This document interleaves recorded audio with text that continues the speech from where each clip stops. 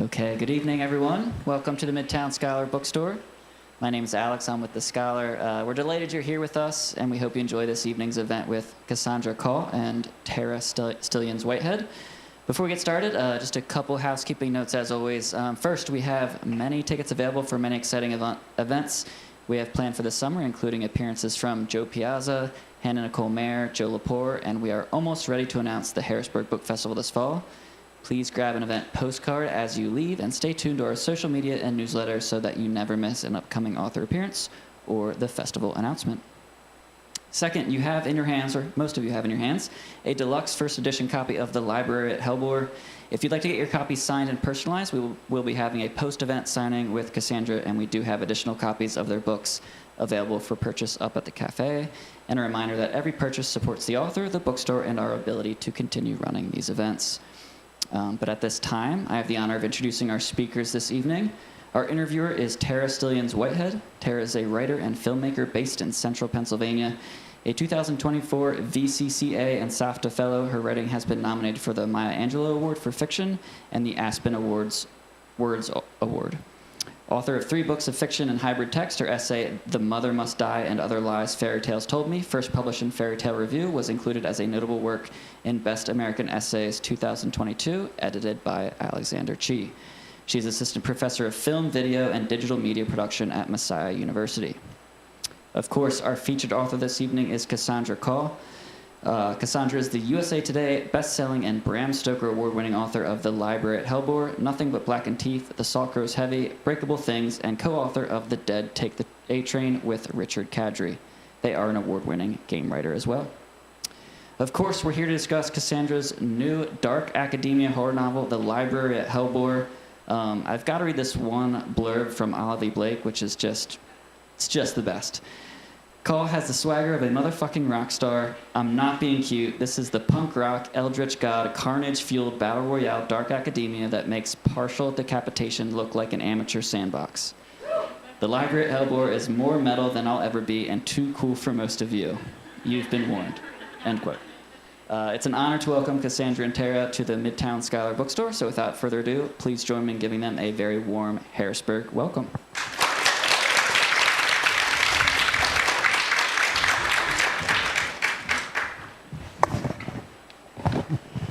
Testing. Yay. Hello. Hello. Welcome. I'm so excited. Did you guys know today is the official launch day for the book, by the way? So this is a very exciting day. Yes. Thank you. It's officially born. Although some premature copies were born. It happens. Spawn get out that way. They do. They do. So I wanted to start with your launch day. How did you get to Hellebore? Where did Hellebore come from? Ooh. And I say Hellebore like the school, the space, the metaphor. Oh, this mess is just falling off my face. I tried. There's a whole bunch of things involved in it. So first and foremost, when I was going to college, I did not have a choice of colleges, actually. My mother was like, you are going to this particular college or you're not going to college at all. And I'm like, sure, okay. But this college was weird because we weren't allowed any kind of interesting clothes, no interesting hair. Everyone had to be in button-downs or in like skirts that were long, like past their knees. And the whole concept of it was, we are trying to prepare you for the office. That's it. Our entire university was made to look like an office building. It was the most boring thing in the world. And I think I resented some of that, but also the idea Maybe that... a little bit? Yeah. Just a little bit. It totally did not follow me for 20 over years after that. Can you imagine that much resentment? But one of the main things there, and something I realized over the years, is very often we are told that there is a formula to happiness. You get good grades, you go to a good college, you meet somebody, you fall in love, you have kids, you buy a house. This is a guarantee, this is the promise, this is a plan that allows you to have a safe, happy life. And on one hand, I get this kind of wisdoms are offered up very often in kindness because it has worked for some people. but it's also been used to exploit people over and over again. If you've ever been an intern, you would have probably heard from your boss, like, oh, that's fine. You're only working for $10 an hour, if that. But, one day you might get a place, in our company and everything will be great. And so a lot of the book is dealing with that idea that there is so much exploitation, and so much of it does exist in higher institutes where people say, do this and only this, and you'll be loved and you'll be happy. And the rest of the book is because I'm really obsessed with the Trinity College in Ireland's university. The descriptions in the book so beautiful. are I love very the on point library for that. I haven't visited yet, and this is the only way I can go. Oh, you have to go then. You have to go. So yeah, I can see that now, going through the meat grinder of the university system to be prepared for the office. This is the antithesis of that, although there is some form of meat ground. Only some? Some form of That's fair. meat. Meat. I don't know how much to give away. There's a lot of meat, you guys. The body horror from the get-go is, you don't hold back at all.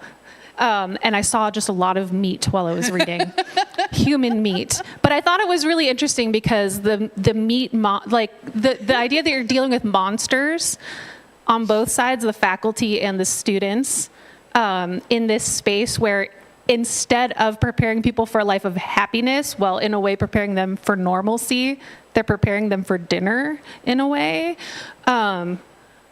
That being laid out at the very beginning, I thought was a really interesting choice, because you're not trying to rely on our suspense of what the fuck is going to happen to these people, these students, Alessa. But what made you do that choice of I'm going to tell you what happens and then structure the book as you do? I don't know how many people have looked through, but there's before, after. Did that decision come initially of I'm just going to lay it all out and then work my way back? Or Yes, I definitely want to lay all of it out.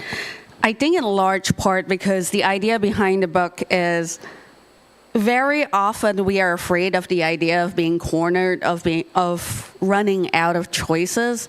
And the book is born of the idea that at some point, yes, we might end up with our backs against the walls. We might have somebody with their boots on our throats. But there is always still choice. There is the choice to bite. There is the choice to take one final swing if you have to.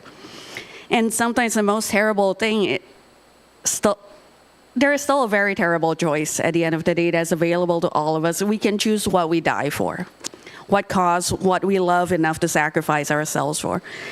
And the book is basically just playing with that idea. So I'm okay with telling everyone that a lot of people are going to die. That's not the focus here. The question here is seeing what these people would sacrifice themselves for. And you do that very well through the book. I'm being very careful not to give any spoilers, but also just kind of reveal, some of the things I think are really exciting about it. That being said, with the choices, why Alessa as the main character then? I mean, the cast of characters is fabulous. I love I can hear all of them. You do a really good job of giving them all a voice, and they all have, interesting personalities. They're great foils. There's a lot of sassiness and sexiness, and Alessa's the least sexy of them all. Wait, is there sexiness in the book? Sexiness? Is there? I feel like it's kind of sexy. Huh? I don't know. Maybe not. I'm going to pretend I did that on purpose then. Okay. Or I don't know. Maybe I'm thinking of the chemistry between the characters is sex. That's what I mean, the sexiness of the character interactions, not necessarily the descriptions. But I do feel like Alessa's the most, or the least, why her, I guess I should say. She's a lot different from the other characters. She's a little more reserved. She's very emotionally shut off. She basically tells everybody to go fuck themselves for the entire book. But I found myself very drawn into her, but I'm wondering if she was the first character that you came up with, if that was how you entered into writing the book.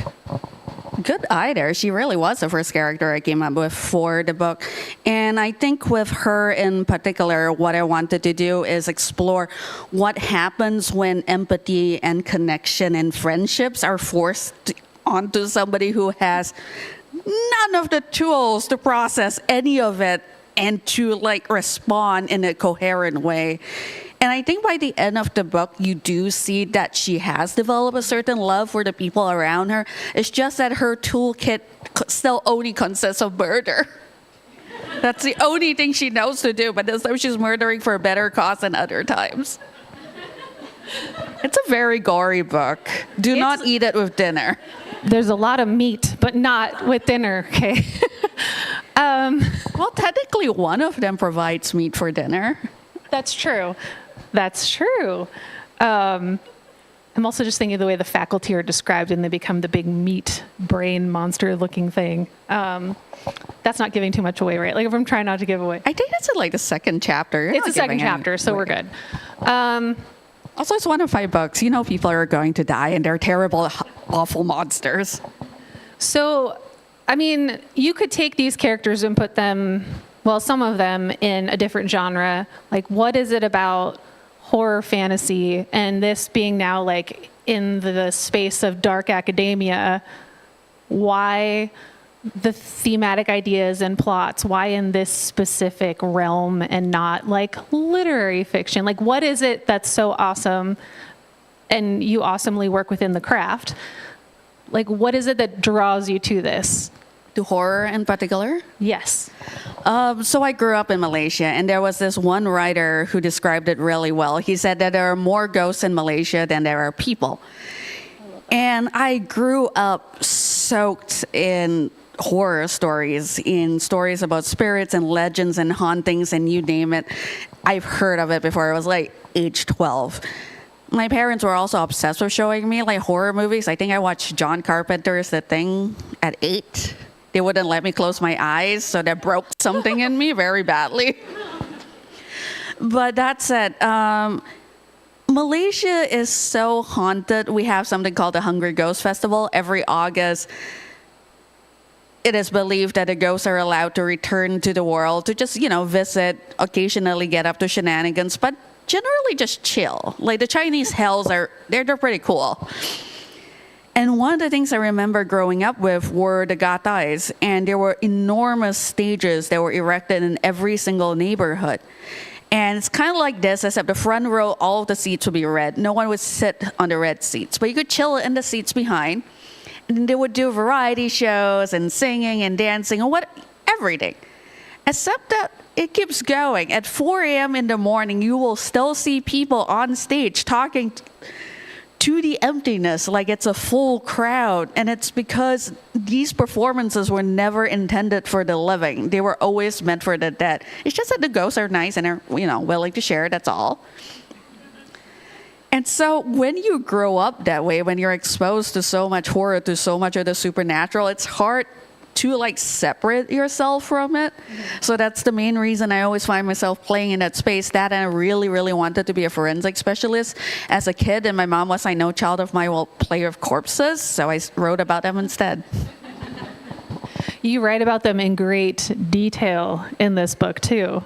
I'm thinking of the intestines of a particular character. There's so much intestines involved. I'm not sure which one you're talking about.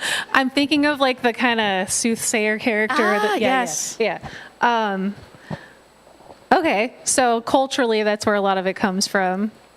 Do you find that? Well, let me ask you this question: what in this specific book, though? What role does horror play with these characters, aside from the fact that a lot of people die and it's gloriously gory? What role? But why? Why? To the level, because a lot of people have read the book and said the blurb that Alex just read is you go full tilt, right? It's metal. Why? I think part of it was a lot about this book is me messing around the idea of what do you do when the entire world tells you you're monstrous. over and over and over again that you are imperfect, that you are a horror, that you're an embarrassment, that you are a shame that needs to be fixed. And a lot of the grotesquerie, I think, is me just literalizing the idea, but also arming the students with elements of their own monstrosity, because I hate the idea of how in the real world, if you're marginalized, very often you're treated like a monster in some ways. You're demonized in some form. And I couldn't bear to do that to my kids. I'm like, if you're going to be called monsters, at least have the powers of the monsters to protect yourselves with. I love that. And I mean, the allegory is pretty clear between the book and the real world. And I think you do a really good job of laying out the world building in the beginning too, because beyond just like the monstrosity and the body horror and all of that, like the characters do have backstory, they do have motivations, and I think a lot of those motivations are really critical to understanding the significance of the horror as it relates to our lives, because we come to books to make sense of the world that we're in or to escape it. If there's one thing that you really want readers to take away from Alessa specifically in this, and her Alessa specifically, and her journey through Hellebore and beyond, what would that be?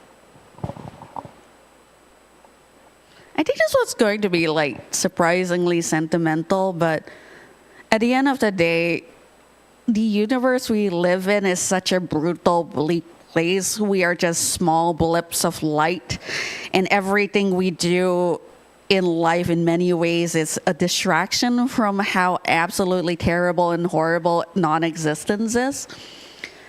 But connection remains the thing that saves us over and over again. Our friendships with each other, our families, our pets, honestly.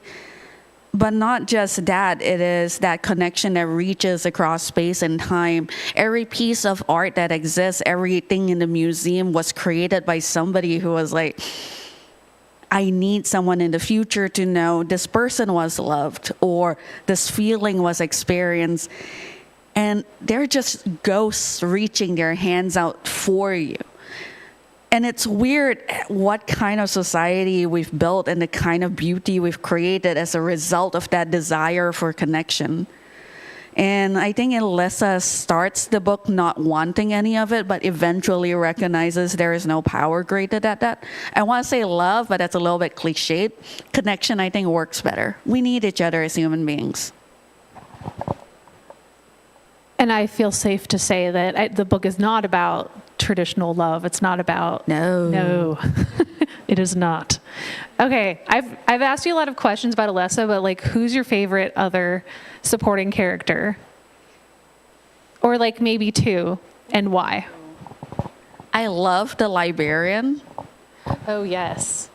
I love her monster design very much, and I'm very proud of it. And also, she has one very specific wish I have definitely felt before at my day job. I cannot spoil it, but it's going to be very clear when you find her. It takes a while to get to her, too, and to get to that wish. But that's good suspense. That definitely built good suspense. The other character I love is also like a character I genuinely resent. Like, I would not be friends with him. I would probably kick him down a flight of stairs, I'll be honest. I love my soothsayer, my little Harrisburg.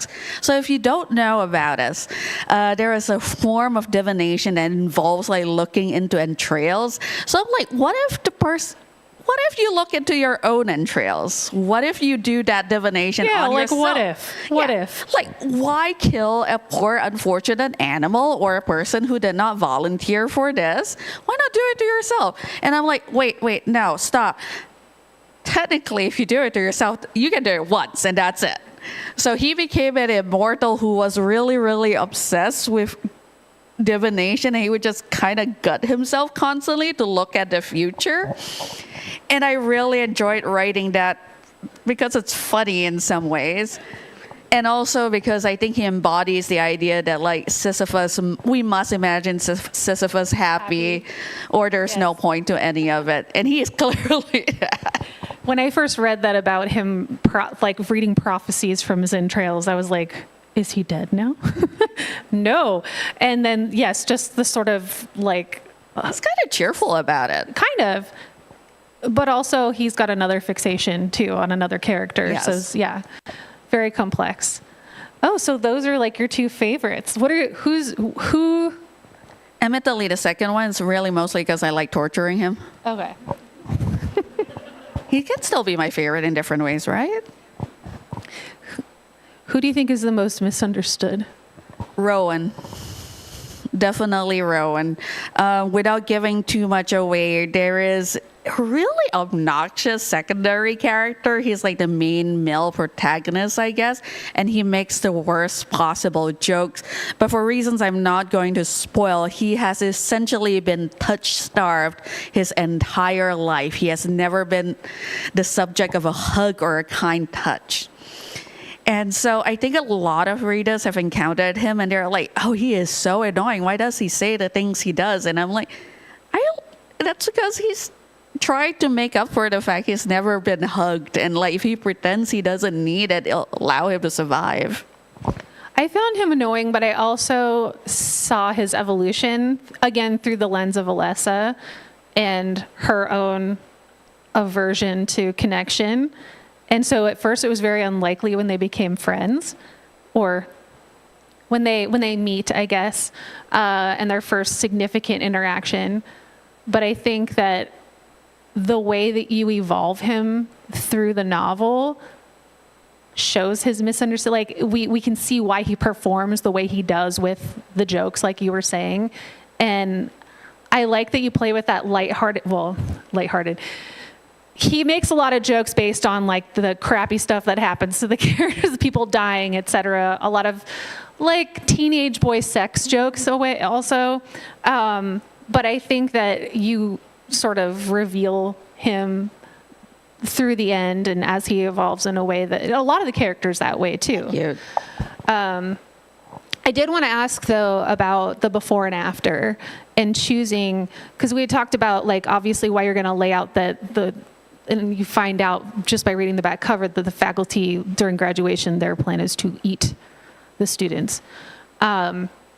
But what about the structure of the book of the before and after in this sort of cutting out of chronology, which I enjoy because I like fragmentation? I think for me, it was a lot about creating a sense of futility, about giving you the opportunity to see the decisions that Alessa and the cast could have made, but did not make because they were young and pushed into the wrong directions. And a lot of the before section, I kind of wanted to hint at hope and like opportunities to escape. And with the after section, show the aftermath of it and almost like the shape of the choices they never made. So it was a lot of messing with that and just creating this sense of like a fever dream that you can't escape. I really like writing fever dreams. I don't know why. It made me happy. Is that something that you do with the video game writing too? That is probably why I do it, because I do not do that with the video game writing. I am the clearest, most concise, structure-based writer you will ever meet. I have Excel sheets for my work, my day job. I am the one who goes up to people and goes like, no, you have used one extra word when you could have used one less. Cut it out. So I think, I'm just indulging the other side of me when I write books, I guess.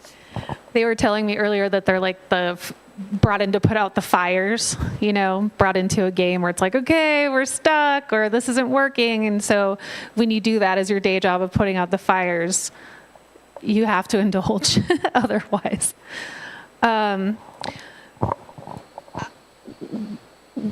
kind of wanted to know what you're working on now, but I don't know if I want to go into that before. I didn't know if that was going to like derail us from, fuck that. We're going to ask that question. Yeah. What are you writing now? Or what are you working on? What did you? I just finished my most recent novella. It is the first thing I've written in a long, long time that does not have any gore. people will be very startled by it. But it's the story of a woman whose family line is cursed. And the women in her family, whenever their deaths approach, they see it as a literal black dog showing up on their doorstep. And her black dog is like a German Shepherd. It's like really kind of charming. It will eat bacon sandwiches out of her hand and stuff. Like, he's a good boy. But the book also wrestles with the idea of like passive suicidal ideations and like how as you get older, you're not necessarily constantly thinking about death, but you are aware of its presence. It is, I can't remember which author said it, but it's suddenly this black doorway that exists in every room, no matter what you do. And you can largely ignore it, but you know it's there. So it deals with that. It deals with passive suicidal ideation. It deals as well with trying to talk to people about suicide, the different responses you can get, and how very often getting out of this kind of situations, out of deep depression, it really is just about taking it one day at a time. There's no magic cure. Even if you're on medications, it's just kind of largely to help you along. So it deals with all of those subjects. So once again, there is no gore in it. Maybe because there's so much gore in the last book that you wrote. I don't know. That has never stopped me, I promise. I wouldn't think that it would have stopped you at all. I think you and I are about the same age, so the whole doorway analogy that you're talking about, definitely feeling that encroaching. Do we know when that book is going to be? I know we're talking about this book, but I already read this book. I'm excited about the next book. Sorry. Next year? Okay. Oh, wait, I have something to share. I have to do it. Can I do one random thing? So I like doing this in every single event because it's a particular piece of knowledge that I love. And I must have everyone I know, even partially, carry it with them. So there is this fine jeweler all the way in Edmonton. And he went to a school for these things. For his final year project, he was told to like, make a ring, make a bracelet, make a necklace, whatever. For some bizarre reason, the man goes off and comes back to his lecture with a tiny, perfect piece of mouse armor. Just beautifully done. Like chainmail? Chainmail. I will get to it shortly, but like, Okay. Perfect piece of chainmail, like something you would make for a little mouse king. It is complete. It is gorgeous. And his teacher apparently took a look at it and went like, why? And he's like, I don't know. And the teacher was like, you know what? Never stop making it. And he did not. Over the next 30 plus years, I think, he has made so many like cat and mice armor of such high quality. His work is in museums across the world. I have seen his workshop. He has a teeny tiny little anvil that he makes all of these things with. Just like clink, clink, clink, clink. I don't know why. And so at the end of the Zoom call with him, I couldn't resist. I was like, why are you doing this? Like, why the tiny mouse arm? I'm like, I love this, but why is this your life obsession? He's like, well, assuming humanity exists in 10,000 years, I really want people to think that the ancients used to, you got it? That the ancients used to fight with cats and dogs. And I'm like, you know what, it makes sense because all they'll have is the ruins and his like pieces in museums. And I'm like, I guess so. And it's just the fact that there is this man here who is telling a joke in deep time, and I can't, it makes me so happy. And now all of you know that's my favorite fact. And we can't unknow that now. It brings me so much joy. No, not at all. No, I'm feeling so much joy from that right now. I think we're going to go to some audience questions. If you have a question, Which I know you have. You have to have some feel questions. free to raise your hand and I'll come around with the mic. We'll start over here. Hi. Hello. I'm wondering, I know that you've written different types of books. Like, so you have your main novel-length book, and you've been very successful with the novella format, and obviously with video games. And I know from a craft perspective, those are very different things, even the book to novella. And I was wondering if you talk a little bit about your novella writing process and how you fit so much into such a tiny space. I think some of it is because I have a natural cheat code in my head. Like, I am highly visual. And when I also have lingual gustatory synesthesia. So I have to write prose that is reasonably baroque, otherwise it tastes like saltines in my brain, and the content of the books need to also lean towards that. But I think some of it with my novellas at least is I was a nomad for about 10 years. And so I would be on a different continent every 3 months. I worked as a journalist then. And I remember trying to take advantage of as much of my time as possible. So I would just run around, soak up the culture, try to be as perceptive as possible. And I think that I developed stayed, and I always find myself needing to convey all of that. In my novellas, it is my literary equivalent of 3 months in a foreign country. Any other questions? Yes.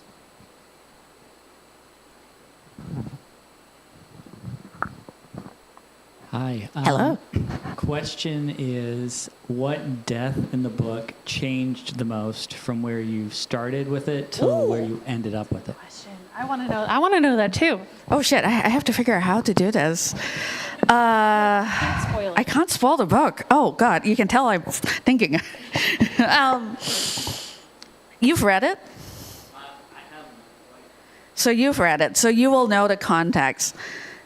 Meat Portal changed the most. Meat Portal Told you there's meat. Lots of meat. actually had a far nicer death with the faculty than what happened. And it was the result of my editors going like, you know what, we could probably use Meat Portal as a distraction. But I was like, I like this scene. And they were like, well, just split the meat portal in half. She knows precisely what I'm saying. And I think anyone else who has read this knows too. You can split it in half and you can keep the scene you like. And now you can do the other thing. And I'm like, okay. So that's that death. Other questions? The meat portal thing will make sense when you read the book, I promise.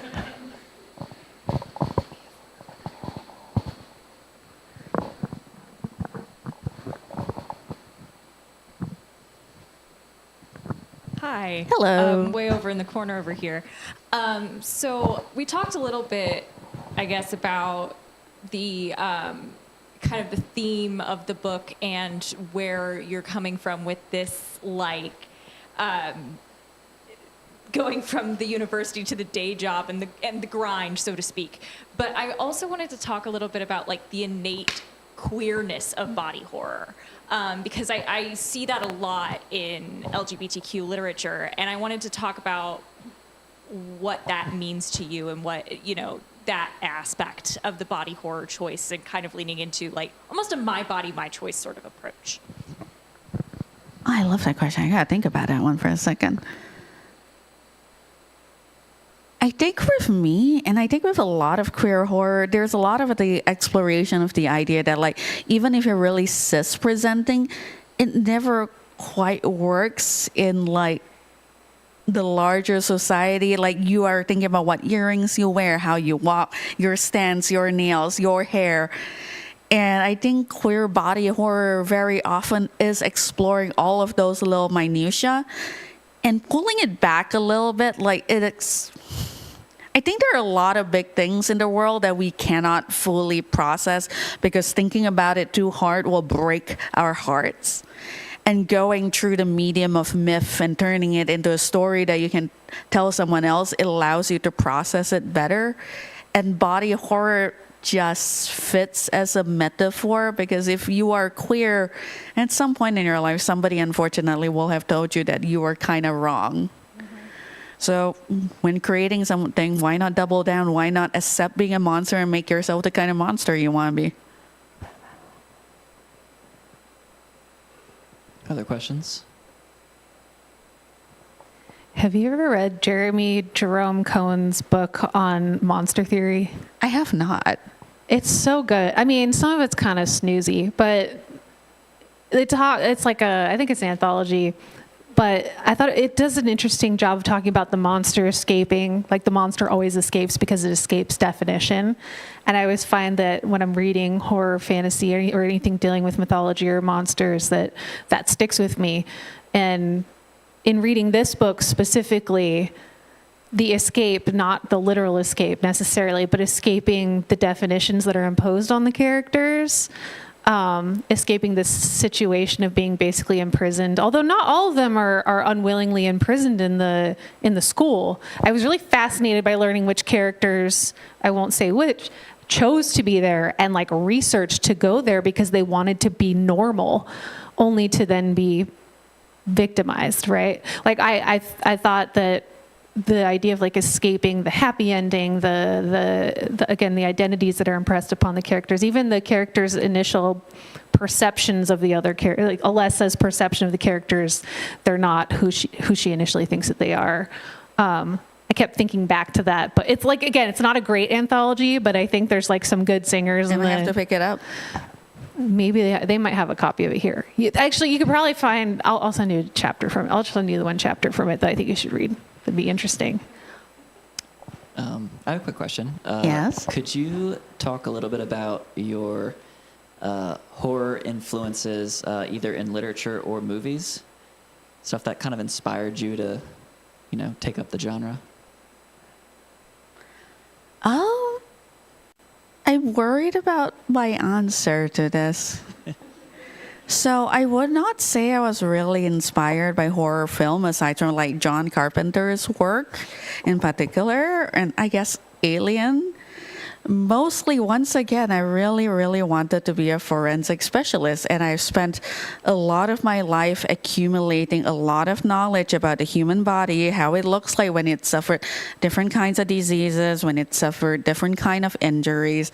I have an entire 200 megabyte folder on how tumors can erupt through the skin.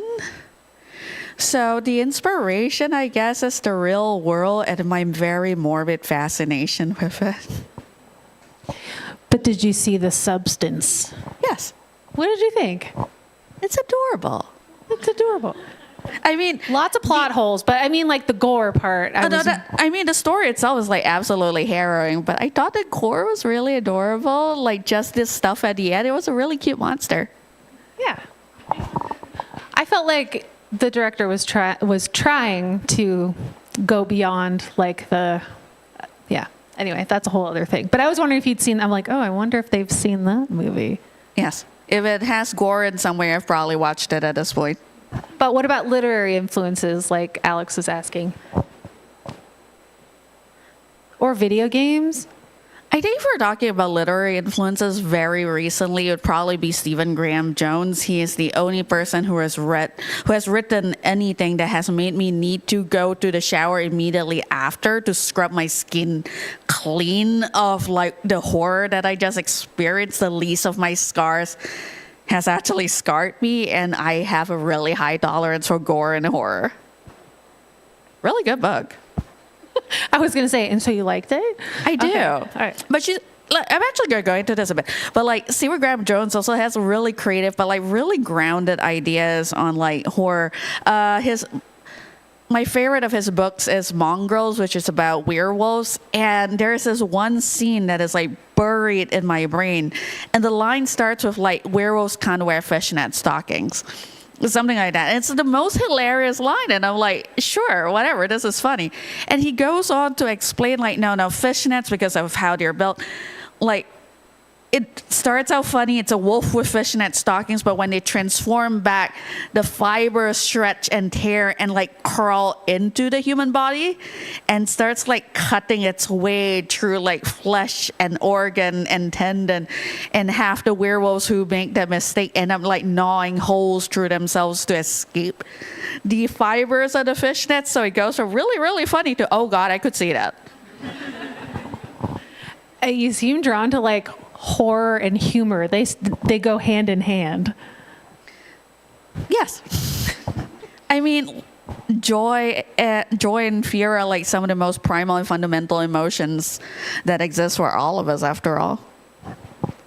And so do you feel like, I haven't read this other author, does he incorporate a lot of humor? Or Yeah, okay. I think so. We have time for maybe one more question. Make it good. Go for it. It can be mid. Dum dum dum. Da dum. Okay, so this is kind of a question about your writing process, specifically for this book because of how gory and violent it was.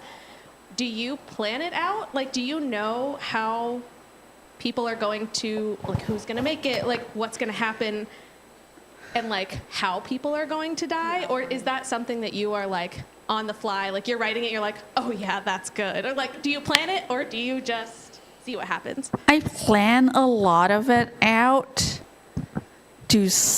mostly because I had a lot of fun with the kill scenes in this book in particular. But there were one or two moments where I was like, I really, really want to save this character. There's one character, there's like just undeniably a good person.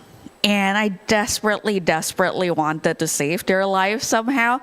And I kept going through revisions after revisions. And I'm like, no, unfortunately, they will need to go. So most of the time it's planned out. Sometimes I realize I don't want to do it because I like the character. And then inevitably I cry as I do it. I have one more question then. Was there anything substantial that was cut out then, if we're talking process, doing the editorial, that you had planned and written, aside from what was discussed earlier? 80,000 words. Okay. It was a much bigger book. It got hacked down by half. Do you generally write like that? Do you write like 150,000? No. They're like, nope, 75,000. Get rid of half of it. No, half of the times my editors are like, you can fill this out a little bit more. You could put more words in this. And this is the first book where it's like, look, I have a chunky motherfucker for you. They're like, no. I was like, really? It's I my was just first doing book? what you told me to do. Yeah, I know. I was like, I'm just trying to live up to their expectations, and now you tell me no? You'd been Okay. doing a lot of video game work, and you needed to just pour it into something else. But that said, the book is way, way better before it. Like, my editors, Kristen and Kelly, took very ruthless scissors to the book, and I think it's a leaner, meaner creation. Meaner, definitely meaner. Creation as a result of it, and I'm happy with where it is now. Are those editors that you work with, that you've worked with for a while? Yeah, they're my editors at Nightfire. Okay. Fantastic people. I love them. Wow, 80,000 words. I can't even imagine that. On that note, we've got to wrap it up. So can we give one more round of applause for Cassandra and Tara?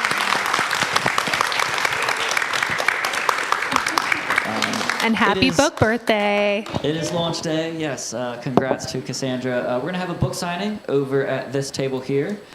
We have other books also available for purchase up at the cafe. And thanks to Tara, thanks to Cassandra, and thanks everyone for coming out. Have a good night. Yeah. There's like a bunch of other questions I wanted to ask. And I was like, I saw you were like checking the timer, like, when can I go? Well, I know. So I was like, okay.